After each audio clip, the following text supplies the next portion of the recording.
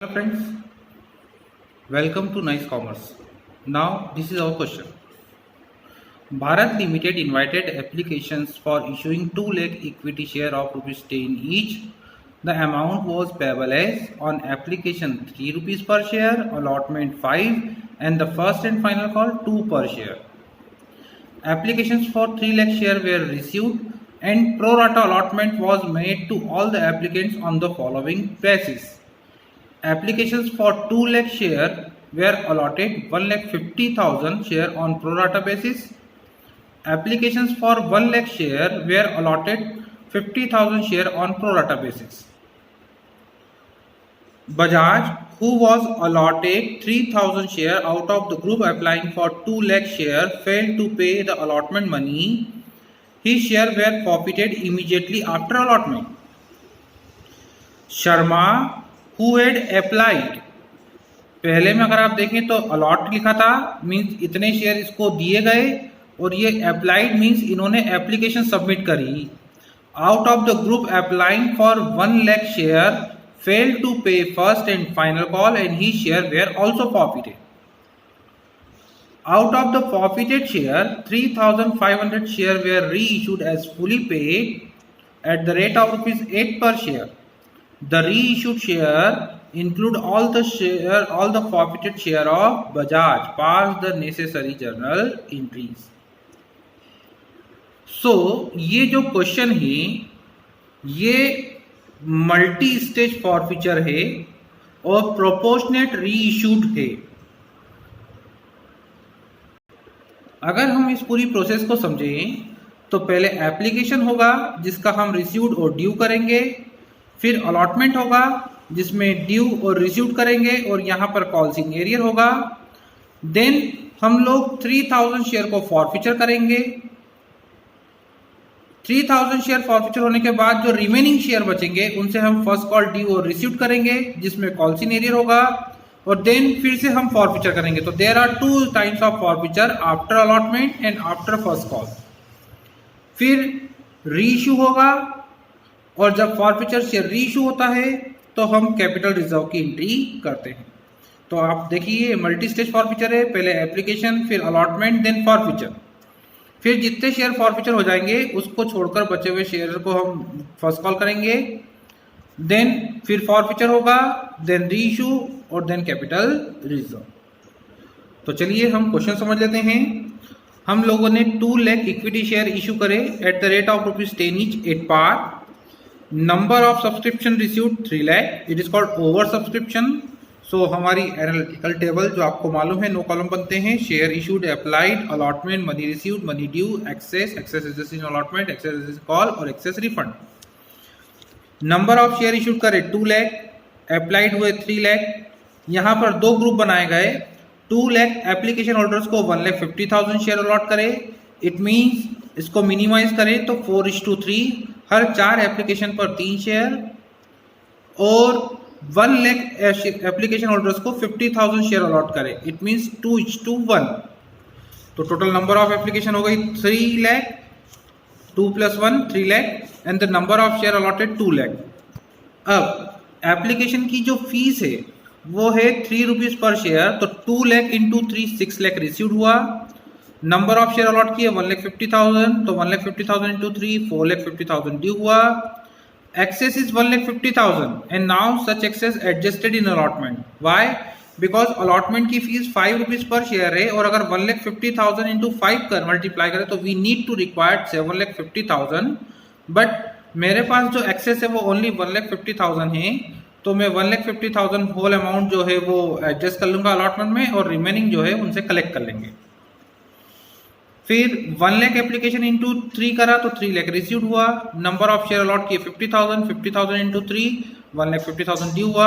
Access is 1,50,000 and now such excess adjusted in allotment.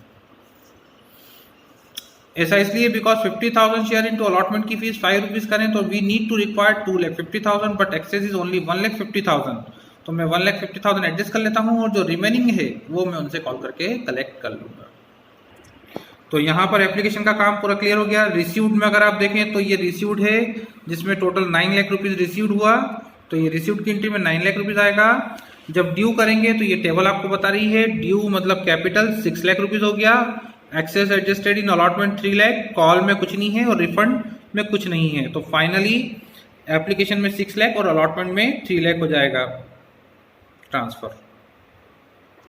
Now the turn is allotment. Allotment की fees है 5 rupees per share, तो पहले due फिर receive, तो 2 lakh into 5, total due होगा 10 lakh.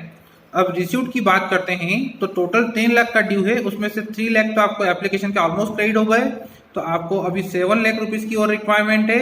But हमने question में ये पढ़ा था कि mister Bajaj who was allotted 3000 share, who was allotted, जिनको 3 लाख शेयर अलॉट किए थे, 3000 शेयर अलॉट किए थे, in category first fail to pay allotment. There is 2 categories, 1 and 2nd। तो अगर आप कैटेगरी फर्स्ट में देखें तो जिन लोगों ने 4 एप्लीकेशन सबमिट करी उनको 3 शेयर अलॉट करे, और इस तरह से जो एक एप्लीकेशन का पैसा एक्स्ट्रा था वो हमने अलॉटमेंट में एडजस्ट कर दिया।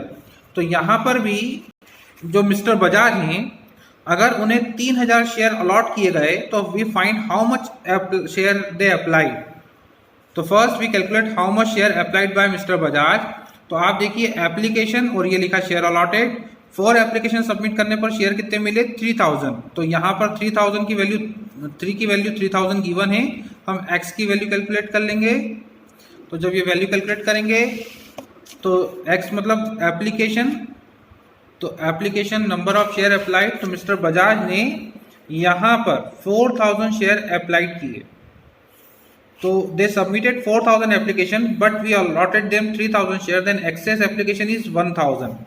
इट मीन्स मिस्टर बजाज ने 1000 एप्लीकेशन हमको एक्सेस सबमिट करी थी जिसका पैसा हमने अलॉटमेंट में ट्रांसफर कर दिया। तो उनका जो ड्यू बनता है 3000 शेयर पे, 3000 इंटू 5 दैट इज ड्यू 15000, जिसमें से उन्होंने 1000 एप्लीकेशन जो है वो एक्सेस सबमिट करी थी, तो 1000 इंटू 3, 3000 रुपए उनके एक्सेस थे जिनको हमने अलॉटमेंट में पहले ही क्रेडिट कर दिया था। तो इस तरह से उनको सिर्फ 12000 रुपीज पे करने थे, बट दे फेल टू पे, it is called calls in arrear.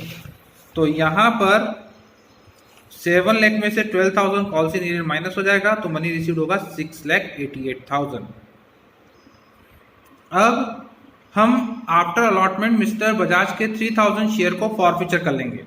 Forfeiture का मतलब ये होता है कि जो शेयर होल्डर्स ने पैसा कंपनी के अकाउंट में सबमिट किया था, जमा किया था, डिपॉजिट किया था, उसको हम विड्रॉ फॉर सीज कर लेंगे और उसके सर्टिफिकेट को कैंसिल कर देंगे। तो मिस्टर बजाज ने क्या पैसा डिपॉजिट किया था, तो आप देखिए उन्होंने सिर्फ एप्लीकेशन के 3 रुपए सबमिट किए थे, तो 3000 into 3 they paid 9000 for application, और उन्होंने यहाँ पर 3000 रुपए एडवांस सबमिट करे थे, तो टोटल उन्होंने 12000 रुपए कंपनी के अकाउंट में डिपॉजिट किए थे जिसे कंपनी ने सीज कर लिया। अब बारी फर्स्ट कॉल की है, पर 2 लाख शेयर मार्केट में थे जिसमें से 3000 शेयर फॉरफीचर हो गए, तो रिमेनिंग शेयर हो गए 1,97,000। So we are doing call only on 1,97,000 share. तो ड्यू करेंगे तो 1,97,000 शेयर इंटू 2 करेंगे तो 3,94,000। अब इसको रिसीव करेंगे तो मनी रिसीव करना है, तो मनी ड्यू है 3,94,000, इसमें से माइनस करेंगे कॉल्स इन एरियर। बट यहां पर ऐसा लिखा है कि mister Sharma who had applied for 2000 share in category second. Applied मतलब इन्होंने इतनी एप्लीकेशन भरी थी, तो हम ये देखेंगे कि इनको हमने कितने शेयर अलॉट किए थे, क्योंकि मल्टीप्लिकेशन अलॉटमेंट से होता है, अप्लाइड से नहीं। तो कैटेगरी सेकंड में अगर आप देखें तो एप्लीकेशन 2 एप्लीकेशंस पर हमने 1 शेयर अलॉट किए, मतलब जिन्होंने 2 एप्लीकेशन सबमिट करी उनको हमने 1 शेयर दिया। Now applied is given, therefore we calculate how much share allotted। तो यहाँ पर आप देखिए एप्लीकेशन 2 है तो अलॉटमेंट कितना है 1। यहाँ पर एप्लीकेशन की वैल्यू दे रखी 2000, तो हम अलॉट की वैल्यू निकालेंगे, इसको क्रॉस मल्टीप्लिकेशन करा तो दे अलॉटेड ओनली 1000 शेयर। तो मिस्टर शर्मा को हमने कितने शेयर अलॉट करे थे 1000। कॉल सी कैलकुलेट कर लेंगे 1000 शेयर इंटू 2, 2000 रुपीज। अब यहाँ पर हम एक्सेस एडजस्ट नहीं कर सकते बिकॉज उन्होंने एप्लीकेशन का पैसा हमने कॉल में एडजस्ट नहीं किया था, इसलिए इनका कोई एडवांस एडजस्ट नहीं होगा और सीधे 2000 रुपये माइनस हो जाएंगे। तो मनी रिसीव्ड होगी 3,92,000। फिर हम ये 1000 शेयर फॉरफीचर कर लेंगे। अब फॉरफीचर का मतलब मैंने आपको बता दिया है कि जो पैसा कंपनी के अकाउंट में आया कंपनी उसे लेस सीज कर लेती है, इसी को हम बोलते हैं फॉरफीचर ऑफ शेयर। तो मिस्टर शर्मा ने एप्लीकेशन की जो फीस है, एप्लीकेशन की 3 रुपये फीस सबमिट करी, मतलब 3000 रुपीज उन्होंने दिए। अलॉटमेंट की 5 रुपीज फीस सबमिट करी, इट मीन दे पेड 5000। तो टोटल उन्होंने 8000 रुपीज पे किया कंपनी को। तो कंपनी से क्या कर लेगी, फॉरफीचर कर लेगी।